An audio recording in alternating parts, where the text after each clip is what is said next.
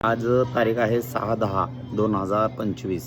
आम्ही संग्राम सरगर त्यांचा वाढदिवस सेलिब्रेशन करण्यासाठी मौत का कुवा या कार्यक्रमात आलेलो आहे. हे आहे ते संग्राम सरगर. मग आता मौत का कुवा म्हणायचं 15,000 फुटावरून आम्ही विमानातून खाली उडी मारणार आहे. आणि आता एक जण आपला मित्र भेटला होता, मुंबईकडचाच होता कुठला तर, त्याने सांगितले की भावा शेवट एक्सपिरियन्स आहे, खतरनाक एक्सपिरियन्स आहे.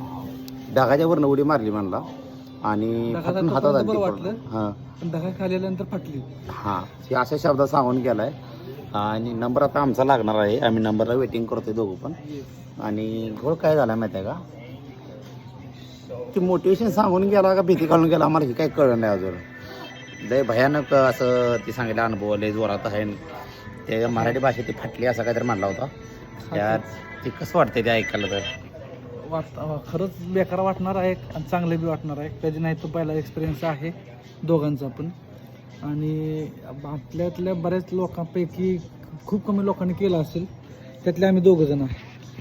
खरंच काय कामं नाही ती म्हणून आम्ही आलो का काही कळलं ना. पण खरं सांगू का, लय वर्षाची इच्छा होती आमची दोघांची पण, की आम्हाला विमानात उडी मारायची होती. तसं उडी मारायची होती ती सांगितली आम्ही दोघांनी ते, तेव्हा आम्ही विमानात उड्या मारणार आहे. तरी पण बघू काय होतंय ते.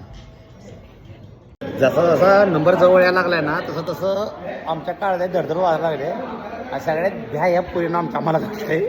मग ते मला लय भ्या वाटला लागले असं या भाषेत म्हणली ती. आणि हे आमचं येडं मला टाकायचीच आहे, काय मारणार आहे हे नुसतं वर्ण बोलायचं. आत काय नाही मला माहित आहे, सगळ्याच पकडा आहे आत ना.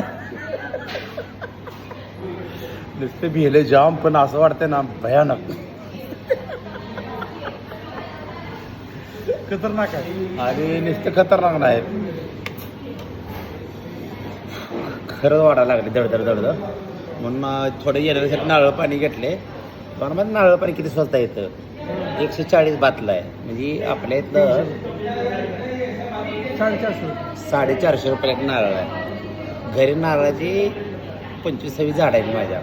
आपल्या 150 हे ते नारळ पाणी एखादी घरी आले बाबा. घरच्याची कदर नाही. कवा पडल्याला नारळ वर उचलून ठेवला नाही भावाला. आणि इथं नारळ पाणी 450 रुपये नारळ पाणी पिते इथे. कलियुग आहे भावा, कलियुग आहे. आले नवीन शोध लावलाय सांगणार भावाने आपल्या. तुम्हाला दाखवते बघा टॅलेंट बघा. ते खोबरं खायची पद्धत. आणि हे अशा प्रकारे ह्याच्यात घुसवायचं. हे बघा असं घुसवल्यानंतर काय होतं काही आतमध्ये असं पूर्णपणे जाते. आणि हे असं आतमध्ये राहतं.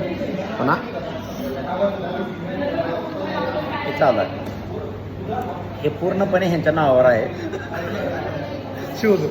आणि ह्याची कॉपी कोणी सुद्धा करायची नाही. पण